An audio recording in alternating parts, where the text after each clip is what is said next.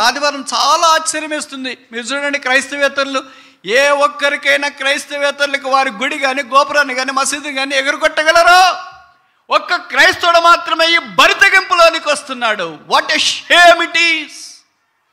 ఏ క్రైస్తవేతరునైనా చూడండి, వారికి సంబంధించిన ప్రార్థనా స్థలాల్లోనికి ఏ రోజు వారంలో నియమించబడిన ఒక్క దినాన భక్తి మర్యాదలతో శ్రద్ధతో వైరాగ్యముతో తను తాను తగ్గించుకొని అక్కడికి వెళ్ళి పాద ప్రదక్షిణ చేస్తుంటే, ఓ క్రైస్తవుడా, నీ దౌర్భాగ్యమైన జీవితం ఎంత గొప్పది. మీ నాన్నగారు అమ్మగారికి ఆరోగ్యం ఉందనా, ఉద్యోగం ఉందనా, డబ్బు ఉందనా, పేరు ప్రఖ్యాతులు ఉన్నాయనా, ధన ఘనతలు ఉన్నాయనా, వారు ఐశ్వర్యవంతులైనా, ఏమి చూసి నువ్వు అతిశయపడుతున్నావు? నీ డబ్బా, నీ చదవా, నీ చందమా, నీ ఆరోగ్యమా, నీ 6 ప్యాకా 4 ప్యాకా, సాలరీనా, కారా? ఎంత ధైర్యం నీకు? నువ్వు తినే ఆహారం ఎవరిది, కట్టుకునే బట్ట ఎవరిది, పీల్చే గాలి ఎవరిది, భూమి మీద నివసించే భూమి ఎవరిది? ఇన్ని నీకు తెలిసింది కూడా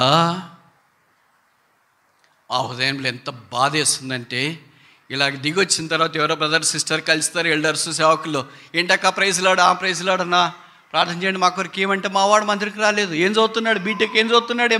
ఎంకామ్ ఏం చదువుతున్నాడు? పీజీ చదువుతున్నాడు. ఎందుకు రావట్లేదు? నువ్వు రక్షణ పొందకపోయినా కనీసం మందిరికి రావచ్చు కదా. నేను ఇలాగ చెప్తున్నాను, మందిరికి వచ్చానులే, రక్షణ పొందకపోయినా పర్లేదు అనేది కాదు. అది మొదటి స్టెప్. రానాడు కొరకు రమ్మని చెప్తున్నాము. వచ్చిన వాళ్ళని ఏం చెప్తున్నాము? ఇప్పుడు రక్షణ పొందాలని మేము కోరుతున్నాము. అందరూ అంతటనో రక్షణ పొందవాలని దేవుడు ఆజ్ఞాపించుతున్నాడు. To be born again is the commandment. It is not a choice. నువ్వు బహుశా అనుకుంటున్నావేమో ఇది చాయిస్, నేను వస్తే రావచ్చు లేకపోతే లేదు అని అనుకోదు. It's not option, it's not a multiple choice. ఇది కాకపోతే అది, అది కాకపోతే ఇది, ఏదో ఒకటి పెట్టేస్తాంలే, ఏది లేకుండా వదిలేసి వస్తాంలే. No, you must be born again. నీవు తిరిగి జన్మించాలా. తిరిగి జన్మించకపోతే జాగ్రత్త. నేను బెదిరించడానికి ప్రయత్నం ఏం చేయట్లేదు, కానీ నీ ప్రాణం నరకానికి ఆహుతి కాకూడదనే వేదనతో ఈ దేవుని యొక్క ప్రేమ ప్రయాసను లేదా ప్రేమ వర్తమానాన్ని మేము మీకు తెలియచేస్తున్నా. ఎంత విషాదకరం. దేవుడు ప్రేమించి భక్తి గల తల్లిదండ్రులు ఇస్తే వాళ్ళు రాత్రిపూట లేచి నీ పడకల దగ్గరికి వచ్చి ప్రార్థన చేసి ఘోషించి కన్నీరు కారుస్తూ ఉంటే, నీ భక్తి లేకుండా, వైరాగ్యం లేకుండా, కనీస ధర్మము లేకుండా, ఇటు క్రైస్తవేతరులను చూసి కనీసం నేర్చుకోకుండా, దేవున్న స్థలంలోనికి రాకుండా, నిన్ను నీవే దూరంగా ఉంచుకోవటానికి ఎంత ధైర్యం నీకు? ఎన్ని గుండెలు నీకు? ఎన్ని కండలు నీకు? ఎవరు అనుకుంటావు నువ్వు? చదువుంది అనుకుంటావా? ఇప్పుడు చెప్పు, నీ సంగతి నేను తెలుస్తా. దేవుడు లేడని మాట్లాడుతున్నావా? దేవుడు ఉంటే చూపేరు మాట్లాడుతున్నావా? నీకెన్ని రుజువులు కావాలో నేను చెప్తా, రా. నీకు ధైర్యం ఉందా? లేకపోతే చెప్పే మాటలు నువ్వు అంగీకరించు. మీలో చాలామంది తెలుసు కదా, ఇంత చదువుకుంటే చాలు, బీటెక్ చేస్తే చాలు, ఎంటెక్ చేస్తే, where is God? I don't believe God. ఇది ఫ్యాషన్ అయిపోయింది వాళ్ళకి. ఆ 2 పాటలు ఇంగ్లీష్ వచ్చేది, ఇంకేం రాదు. ఎందుకని అవే మాట్లాడతారు. I don't read God's word, I don't come. అక్కడ ఎవరు బాగున్నారని వాక్యం చెప్పేవాడు బాగున్నారా? పాస్టర్ గారు బాగున్నారా? కమిటీ మెంబర్లు బాగున్నారు? ఎవరు బాగున్నారు? మేము బాగలేం కనుక నువ్వన్నీ వచ్చి మమ్మల్ని బాగు చేస్తామేమో అని పిలుస్తున్నాం, రావచ్చుగా.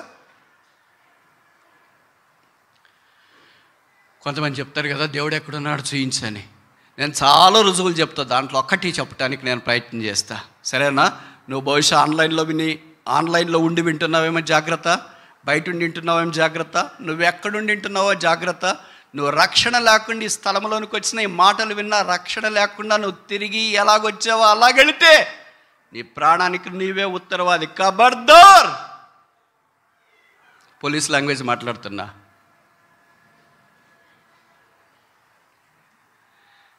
ఉదాహరణకి చూడండి, చిన్నపిల్లలు క్రయాంతో గోడల మీద గీస్తారు కదా, అది గీస్తే మనం తిరిగి సున్నం వేస్తే గీతలు పోతాయి. ఆ చొక్క మీద గీతలు, పెన్ను గీతలు పడ్డాయి అనుకోండి, దీనికి ఏదో ఉతికితే దీని మీద గీతలు పోతాయి. ముఖం మీద ఏదో గీతలు పడినాయి, కందెన అది ఇది, దానికి ఏదో మనం వేసుకుంటే పోతాయి. తర్వాత కింద ఫ్లోర్లో ఉన్నాయనుకోండి, ఏదైనా గీతలు పడిపోయినాయి, లాగినారు, బీర్వానో ఫ్రిడ్జో ఏదన్నా, దాని మీద గీతలు పోతాయి. మనం ఏదైనా పాలిష్ చేస్తే అది ఇది, ఎక్కడున్న గీతలన్నీ పోతాయి. ఇప్పుడు నేను చెప్తా, మీరు జవాబు చెప్పాలి నాకు కదా.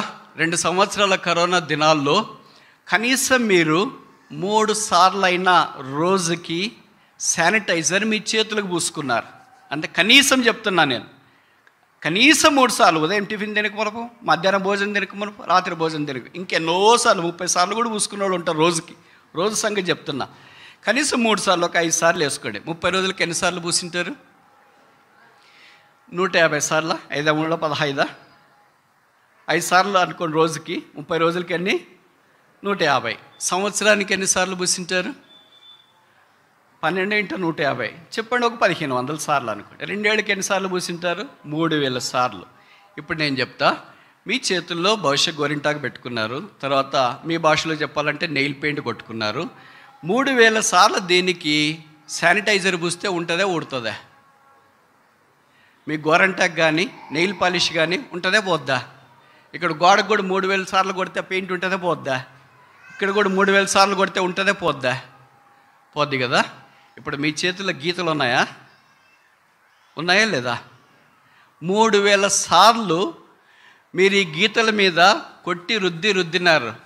ఒక్క గీత సైజ్ అన్న పెంచినారా, తగ్గించినారా, పోగొట్టినారా?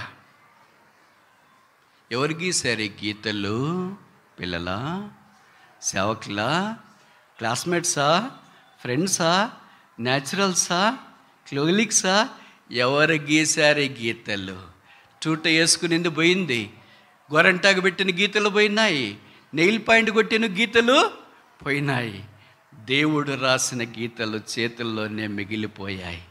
నీ చేతులే దేవుడున్నాడని తెలియచేయటానికి నిలువెత్తటి సాక్ష్యాలు. ఇంతకంటే దేవుడున్నాడని తెలియచేయటానికి ఇంకేం సాక్ష్యం కావాలి చెప్పు? నీకు చేతులున్నాయా? చూసుకో. ఒక్కటన్నా మార్చుకోగలిగినావా? 3000 సార్లు నువ్వు కనీసం 2 సంవత్సరాల్లో శానిటైజర్ కొట్టుకుంటే ఒక్క గీతనైనా నువ్వు మార్చగలిగావా? మనుషుడా, దేవుడు చేసిన సృష్టిలో నీ చేతుల్లోని గీతలే మార్చుకోవటానికి నీ గుండెలు లేకపోతే, చేత కాకపోతే, బలహీనం అయిపోతే, దేవుడు చేసిన ఈ సృష్టి రహస్యం